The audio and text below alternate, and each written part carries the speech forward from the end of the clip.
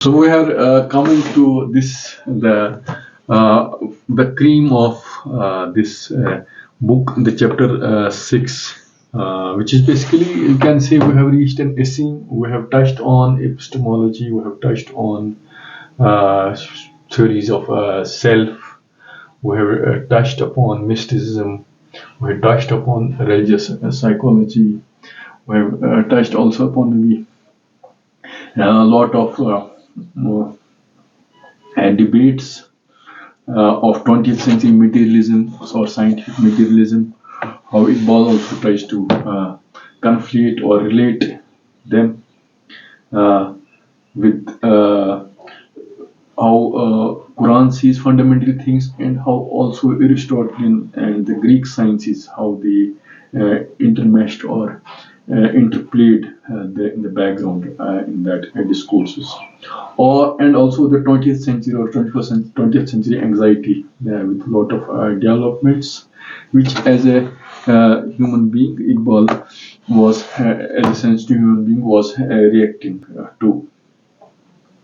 Now, the more since this is the aim of all the previous chapters, because in this chapter, if you can go through it, so there is sociology, the history, the sociology and the history of Muslim civilization has been what I should say placed in a certain background where the transition is taken as a positive transition with a lot of good things which got absorbed or assimilated from the previous ways of looking at things, and it flowered in many ways in that sense. The flowering was also maybe how the sociology or the cohesion of how the mosaic of Islamic society or polity, it got a cohesion, or it got a humane understanding, or humane outlook, or humane aggregation in the committee of how mankind sees these things. So, in that sense, Iqbal is very much taking the artificial constructs, whether they are tribal constructs, whether they are constructs of race, region, territoriality, nationality, language, those constructs which permanently divide mankind in those irreconcilable parts of the whole in some sense, which breed enmity and a lot of other things, and how religions, whether Judaism, whether Christianity, and if Islam is taken, how they, in their peculiar circumstances, have tried to address those very issues in that sense. So, if you can see, Iqbal is very much converted to the Islam's way of addressing these issues with a sort of historical gaze, or gaze reversed back, how in a sense Islam can be seen as a sort of middle ground between the Judaic way of interpreting law, or a rabbinic law, in that dry law in that sense, and a Christianity which can be taken as purely based on love, or which may lead to sort of anarchy, or which may lead to lawlessness. So the way Islam takes a middle ground in that sense, and trying to just come out of that blood, the Quranic famous Quranic reference, "O mankind, we have born human beings in various races and colors for the recognition only, and it is in the lahi, in the atka, best among one is who fears God." So that universal solidarity of mankind based on sort of a belief which is uh,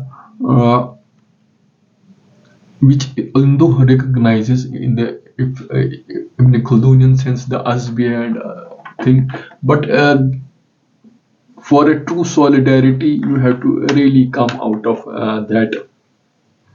that yoke in which you are bound, whether by territoriality, whether by clan, whether by blood, whether by tribe, in that sense.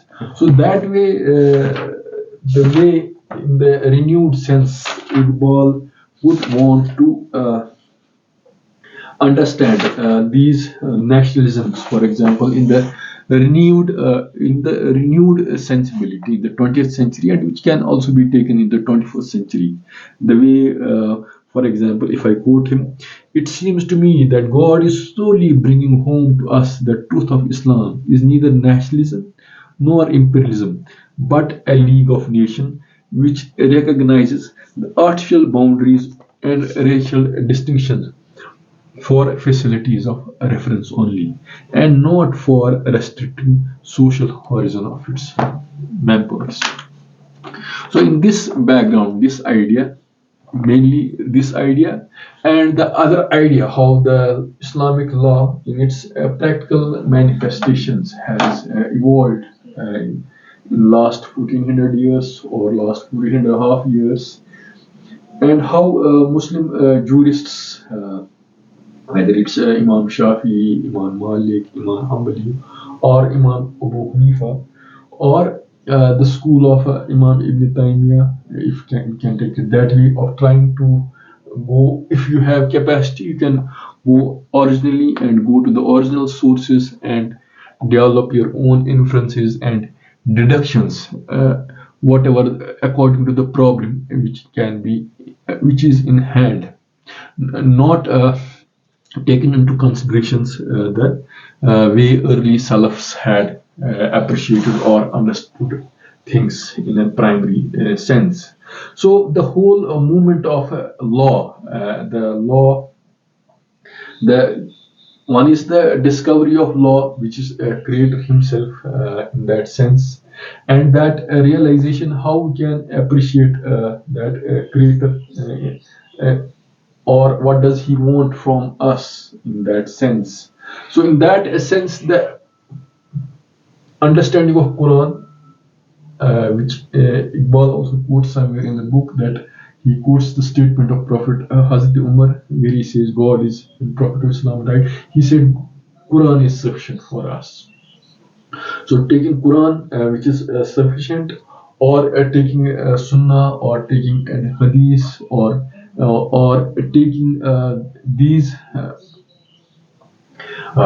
edicts in a manner which will have an understanding of law, which is not rooted or which is not ossified or calcified in a certain era, but which is dynamic in understanding.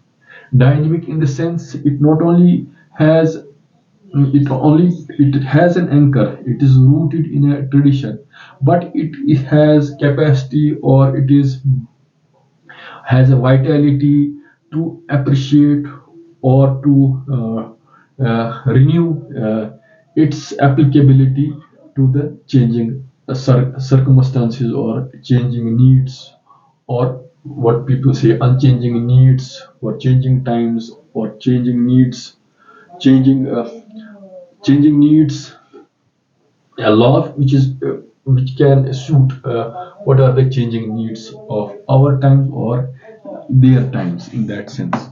So this question becomes very much what I should say relevant in the sense that that starting with this, how Iqbal, or how we can see God as the ultimate spiritual basis of the belief in that sense, the belief in what is the source of law, which is God or which is Allah or which is a creator, and loyalty to that creation, a creator. But there is also sort of human agency where the law, the application of law or that understanding of law can can vary in some sense, even if there is consensus or even if there is consensus on certain things, but due to the peculiar possibility of we as humans in born in certain space and time, there is that possibility that interpretation or the application of law can be made according to the times we are living in. So in that sense, Iqbal is also critiquing a lot of jurists or a lot of political thought process which emphasizes only on taqleed, or which emphasizes or which only places a certain understanding of law or people, however great they might have been, in which is locked in a certain time, and in that sense it's not being uh, able to relate or confront or solve a lot of problems which may have been due to colonialism, or which may have been due to ossified legal debates or disputes of different schools, which leading to anarchy, or which in turn are leading to. So here Iqbal is also, one thing is that the under application of law or the way these different schools in the spirit of Islam, if you take Professor or not his spirit of Islam, also how Islam has seen it has gone from early Arabs, then how then it went to Persia, then it went to Central Asia, then it went to Indian subcontinent or as Northern Africa. So to each the message of Islam was the understanding of Quran or understanding of Hadith literature has been not modified, can be proper appreciated to the cultural and the historical legacy which we can see, uh, cultural and geographical regions where the percepts of law were interpreted accordingly in that sense. So that's why the Shafi, the Hanafi jurisprudence maybe in Indian subcontinent and Turkey, the Shafi jurisprudence, the Maliki and Hanbali, maybe a Maliki way of looking at it's more provincial, closer to Madinat way of looking at things. So you can say the understanding and the application of law in relation to the cultural and the heterogeneous environment in which Islam or the percepts of Islam have been appreciated. So that uh, diversity is appreciated. But there are also percepts in Quran, or for example, where for example the percepts of Quran, for example regarding the equality of man and woman, the divorce, the legal percepts, which may be alien to the way modern mind, 20th century mind or 21st century mind, how we distribute property, how we have a divorce law, or what is the criminal law, jurisprudence. So a lot of these things which have been questioned, or which have been what I should say, the way Western percepts of sociology, anthropology, cultural anthropology, psychology. So a lot of or Freudian understanding of things, or the way human skepticism, how or John Stuart, the way Bentham, this utilitarian mode of understanding of law, what is good for maximum is good for all. That those juristic or political juristic ideas, how they got translated in late 18th century or 19th century, in that sense, how Iqbal calls these things, he says that spiritual democracy, in that sense, a term which maybe Iqbal has coined or which is there. But how is the Ijma? For example, we have Quran, the sources of Islamic law is Quran, the Hadith, the Ijma or the consensus, or in that sense. But the question is, uh, can that ijma or consensus be, or the consensus of ulama, can it be just substituted for that, how the elite, how the percepts of Western democracy or the percepts of modern law, which is rooted in secular understanding of law, which may have these Judaic or these those tenets, those that inspiration may be there, inspiration from justice, inspiration from. But the thing is that the referent is not in that sense the modern secular law. It's not the law of it's law of Talmud, or how we see in Quran in that sense. The reference is not Creator or Allah or God in that sense. So under these debates, Iqbal wants to somehow, maybe he wants to see for five. So he feels that for 500 years, the ossification of this law has been there, and how best we can interpret the law of Islam to the changing times. Moreover, he is also taking into consideration that the solidarity of mankind based in belief of God or Allah, that solidarity or that commitment, that can be the basis in that sense. So the boundaries may not be that artificial. The boundaries of nation, the race, and territorial nationalism, those boundaries or those differences are there, but the working of that law, how can be possible? It can be possible, and it's an impending task, which Iqbal is trying to, in these various paragraphs, is trying to give hints how we can move for here and there in that sense. So, for example, uh, if I quote, there can be various authors, but for example, what are the positives of Islam in that context? For example, Islam gave people a code, however archaic in its simplicity, was capable of the greatest development in accordance with the progress of national civilization, natural civilization. In general, embracing every phase of human intellect, whether it was ethics, whether it's metaphysics, whether it's logic, whether it's rhetoric, or even in poetry, the fertility of Muslim minds has not been surpassed as such. So, in that sense, for example, the Muslims had turned Spain into a garden, and the Christians converted back into a desert. So Islam was animated by scientific and literary spirit equal in force and energy, to which and we animate Europe of our day.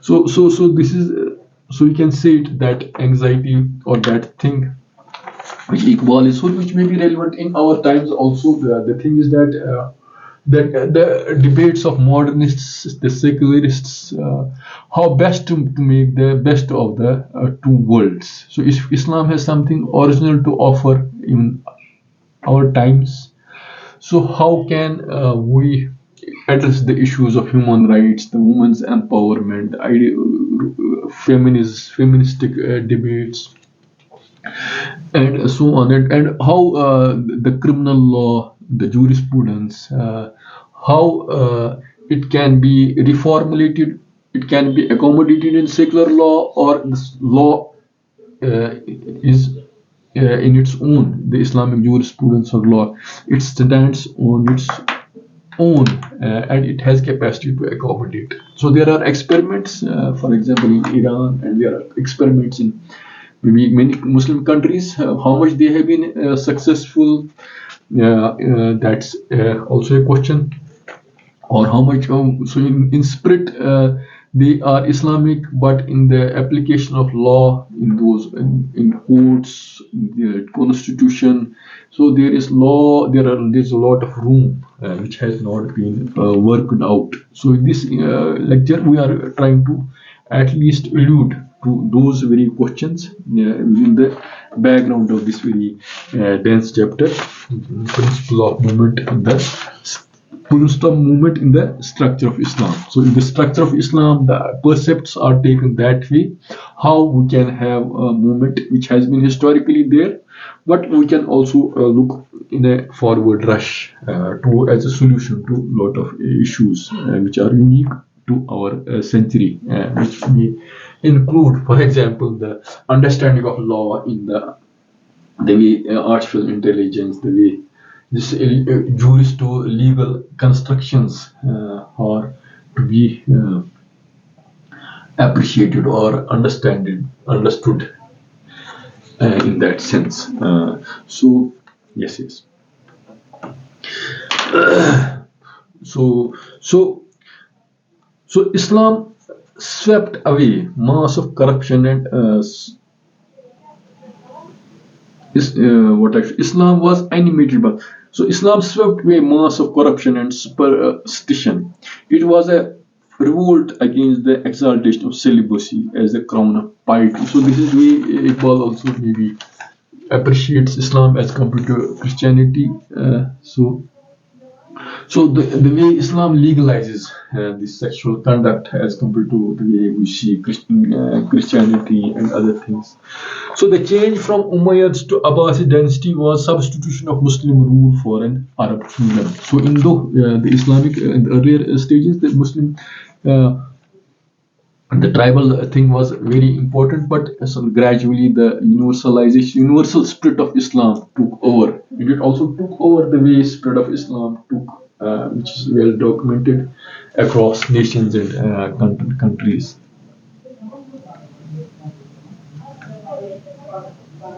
So man must have a leader, because in a civilized life it's only so. So how does Islam see the question of leadership, the question of imamate, the question of caliphate? It's famously in the Shia literature, it's imamate. So in the how the Khalifa man has been, for example, in every age, God selects a man whom He adorns with kingly qualities and to whom He entrusts the well-being and the of His Sunnah. So Imam Tusi identified this ideal ruler as Imam, or ruler as described by Aristotle or Plato. But you can also have Khalifa in that sense. How Khalifa is elected or selected. So what are the qualities? So we are going to debate in the later lectures. But the point is that how, as a resurgent of mankind, human beings can just elect or select their rulers or succession in that sense, with some divine guidance in that sense. So for that, Islam has become a world religion. So on the basis of equal rights, it became a religion of maybe Egyptians, the Berbers, the Greeks, the Persians, the inhabitants of Central Asia, Indian subcontinent, the African. So Arabs, the Turks. So we can say it that was one of the most inspiring thing in Islam, and which as compared to today also. For example, in spirit of Islam, in the start of preface, Professor Arnold talks of two religions. The religions who want to, for example, the religions who have that obligation that to convert, if they have a truth, they want rest of mankind also to share that truth. Among that, he says that Islam, Buddhism, and other religions. And there are religions where the search for truth is individual in that sense. And there are Judaism, Hinduism. So it's not, the universalization is not there. So the truth, it's incumbent on a believer that if he has truth, baligu, he just should He should just share that truth with the rest of the mankind or with his fellow beings and convert them in that sense. So that universalizing spirit, that spirit is there, and it has been. So the universality of Islam, its expansion, its clarity towards moral creeds, has been utterly, even though it has been concealed willfully by other maybe people who do not wish good of Islam, but this is the central one of the very important thing about Islam.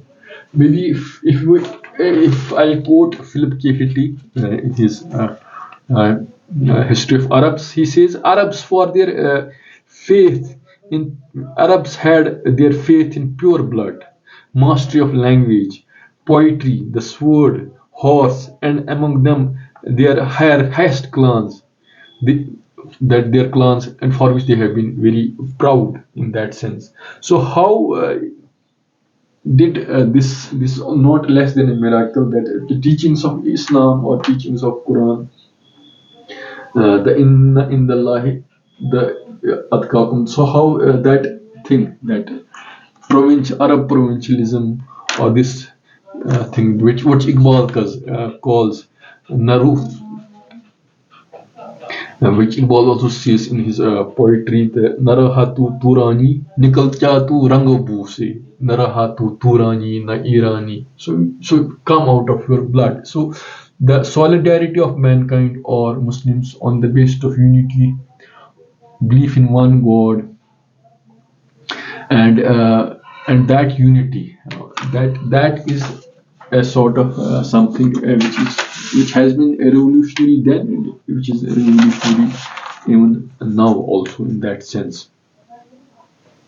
So even though Quran is suffused with traditions which may be Jewish and Christian traditions that are adopting a particular geography, and if you see the way one important point is the way Mu'tazilite new thinking, which is partly influenced by Greek, maybe based on rationality only in that sense. So the later new Mu'tazilite understanding of Islamic law. So it's how rationality and faith, reason and revelation, and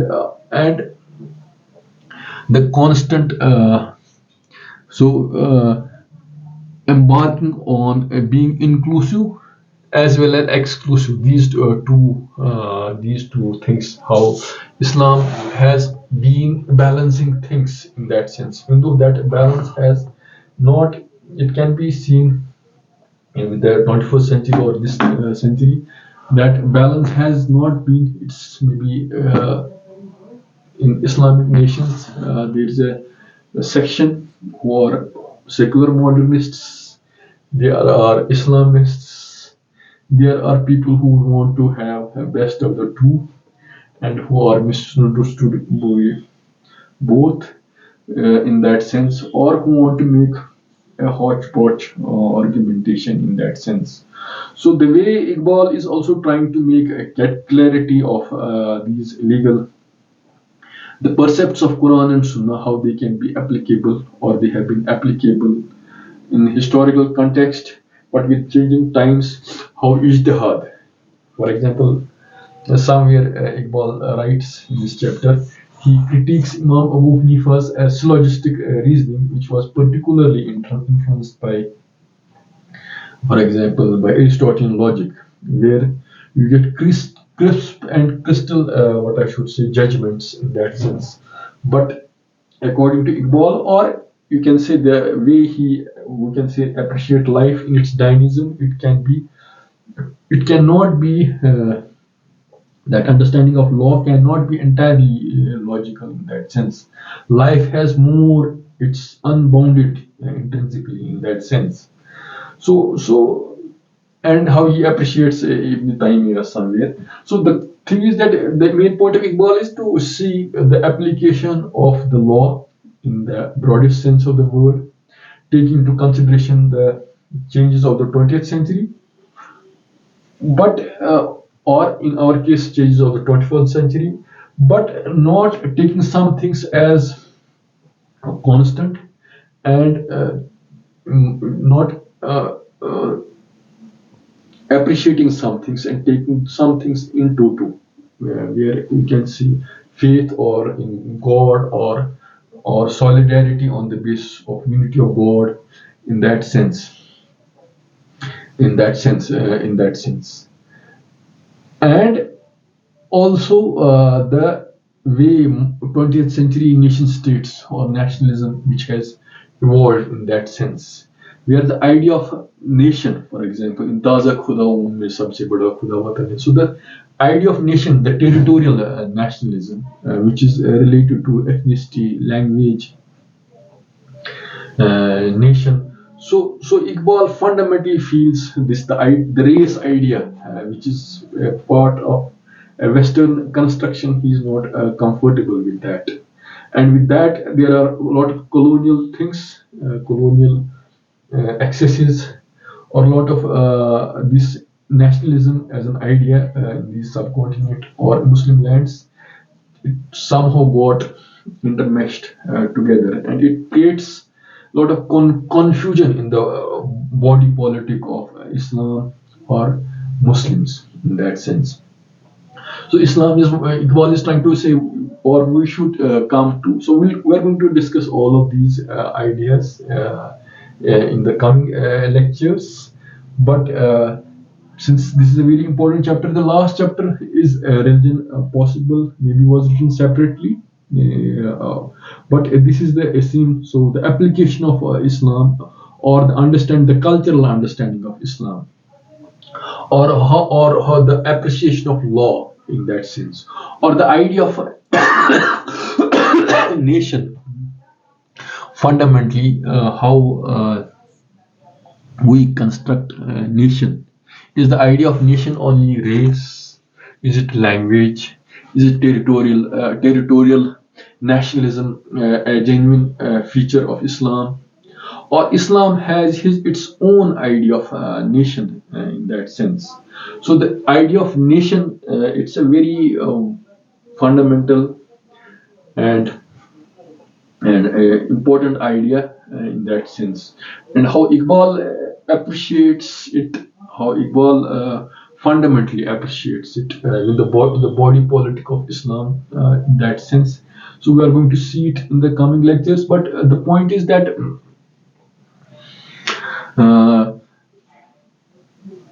the appreciation of Islam in that sense, the unique idea of nation which Islam wants to propagate or promote to, which is based on solidarity of mankind, based on the idea of unity of God, that sort of polity which Iqbal is very much promoting or converted to, and an understanding of law which is very much dynamic, which is not static in that sense.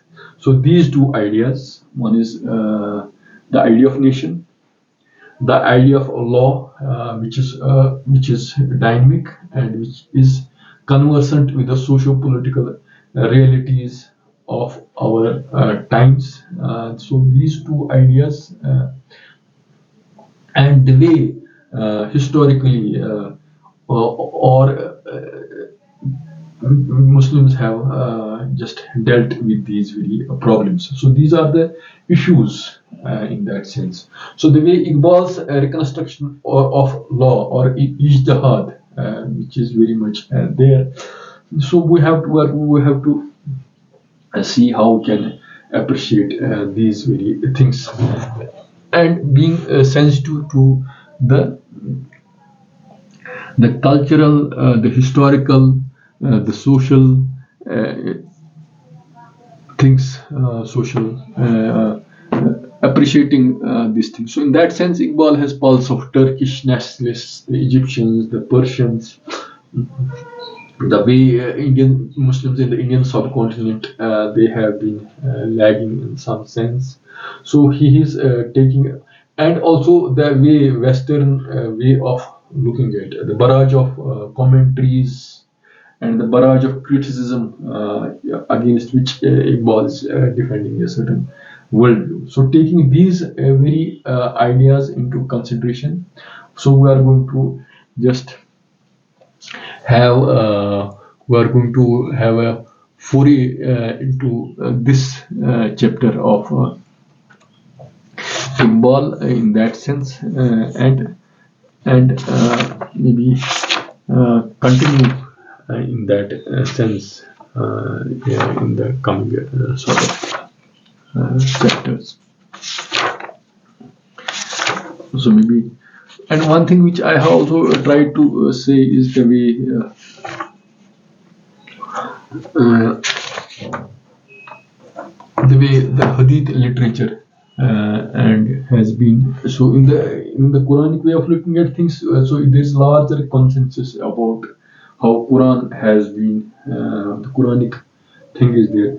But in case of Hadith literature, how the isnads or the reports, which also we discussed in the previous lecture, how to interpret those reports. It's not only the chain in which it becomes important how we verify those isnads, but it's also the interpretation of reports itself by historians or by discipline which is ilm al hadith in that sense. So Western these historiographers or Orientalists like that of Goldisar and other people, they have their own interpretation, or people like Patricia Kroon uh, and maybe what I should say, Cook, Michael Cook. So he has written Death of Prophet. A lot of Orientalists, how they see these Isnadi literature, or even how they construct the uh, Islamic history in relation to as a continuation of Judeo-Christian tradition in some sense. Tradition in the sense that a lot of things have been in toto taken from or how as an imposting things. So Iqbal is also maybe he is the historical criticism of, for example, Professor Goldser, where or a lot of ideas he feels Iqbal doesn't agree to that argumentation in that sense. So the Qiyas, the Ijma, and there were a lot of things. So he being insider, he was a so we are going to also talk about these issues. And what most important thing is how Iqbal is not comfortable with the idea of nation, which Western nationalism, the idea of nation state, which West is has been promoting too, and which has in his own, if I quote him, and then we'll stop. Maybe we'll elaborate these lectures in the coming lectures. So what he says, for example, he says, yes, modern Europe has no doubt built idealistic system on these lines, but experience shows truth revealed from pure reason is incapable of bringing that fire of living conviction, which personal revelation alone brings. The whole faith in reason. This is one criticism of Iqbal for West. The other is that the idealism of Europe never became a living factor in her life, and the result is a perverted ego seeking itself through mutually intolerant democracies whose sole function is to exploit the poor in the interests of rich. So believe me, these are the critiques of Iqbal. So among them, the idea of a secular Western secular nationalism or liberal secular thought process in that sense. So it is influenced by Marxists, which is also atheistic, a materialistic interpretation of the universe or history in that sense. So the defense is there. So what we are going to do, we are going to just take all of these ideas in the coming lectures